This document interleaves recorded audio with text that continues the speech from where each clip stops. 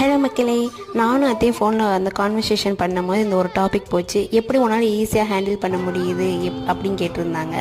நான் முதல்ல ஆரம்பத்தில் நமக்கு பிடிக்காதவங்க எதாவது செஞ்சால் இல்லை அவங்க செய்கிறது கோபமாக வருதுன்னா பயங்கர ஸ்ட்ரெஸ் ஆகிரும். எனக்கு தப்பு இப்படி பண்ணக்கூடாது அப்படி ஆர்கியூமெண்ட் பண்ணி எனக்கு நானே பயங்கர டென்ஷன் கொடுத்துக்குவேன்.